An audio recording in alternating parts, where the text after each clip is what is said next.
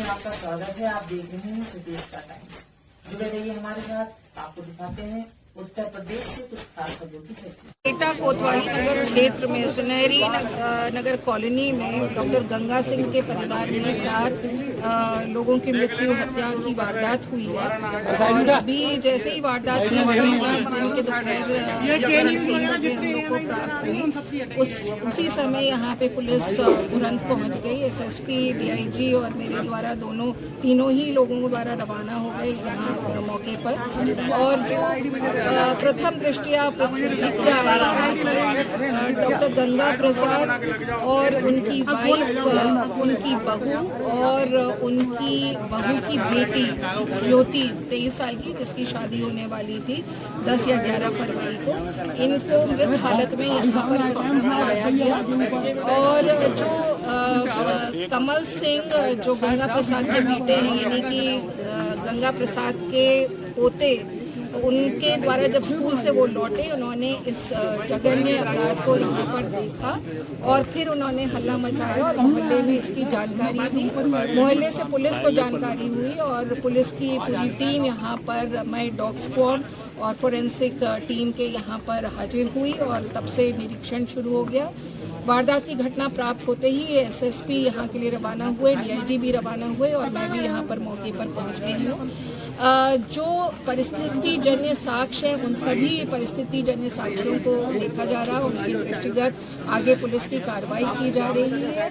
जो entry exit roots हैं घर के लिए, जो CCTV की जो रिकॉर्डिंग्स हैं और बाकी जितने भी टेक्निकल एड्स इन्वेस्टिगेशन के लिए अवेलेबल हैं, उन सभी पर पुलिस की नज़र है। डॉग स्क्वाड और फोरेंसिक टीम्स जो भी साक्ष्य एकत्रित कर रहे हैं, उन पर भी हम आगे कार्रवाई करेंगे। तो कुल मिलाकर ये आज अभी जो ये घटना हुई है, बड़ी दुखद घटना है, परंतु जो परिस्थिति जन्य साक्ष्य है उन्हीं के आधार पर और जो हमको टेक्निकल एविडेंस मिलेगा, उन्हीं के आधार पर पुलिस की आगे की अग्रिम कार्रवाई बेस्ड होगी।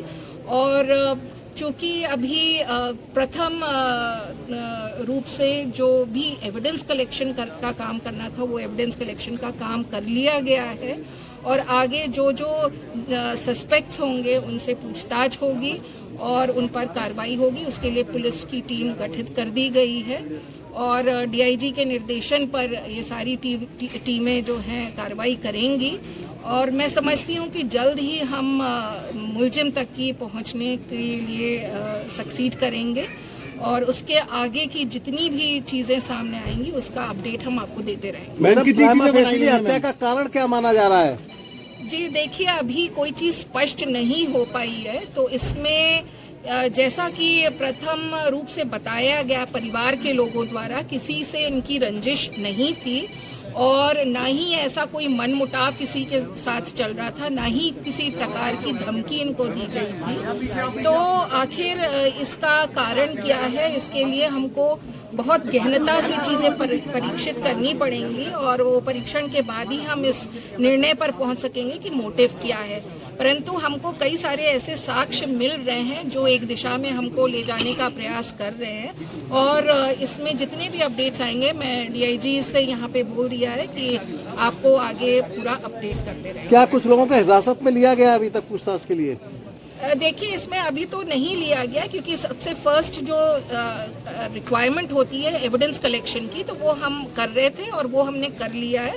और अब जो जितना भी हमको टेक्निकल रूप से इन्वेस्टिगेट करना है और उसके अलावा सर्कमस्टेंसेस के हिसाब से जितना भी इन्वेस्टिगेशन आगे ले जाना, वो कार्रवाई होगी। मैम, CCTV फुटेज में क्या लग रहा है? जी, CCTV फुटेज को प्राप्त कर लिया गया है, उसको स्टडी किया जा रहा है, उसका एनालिसिस किया जा रहा है, कौन कौन आ रहे हैं, कौन कौन जा रहे हैं, उसमें उन चीजों को देख लिया गया है और आगे की कार्रवाई उसी दिशा में चलेगी जैसा कि हमारे साक्ष्य हमारे सामने आ रहे हैं। मैम, कितनी टीमें लगाई? जी, टीमें तो उसमें 3-4 लगी हैं और मैं समझती हूँ कि इसका जल्द खुलासा हो जाएगा क्योंकि जो चीजें सामने आ रही हैं उनमें काफी कुछ चीजें काफी कंफर्मेटरी रूप से सामने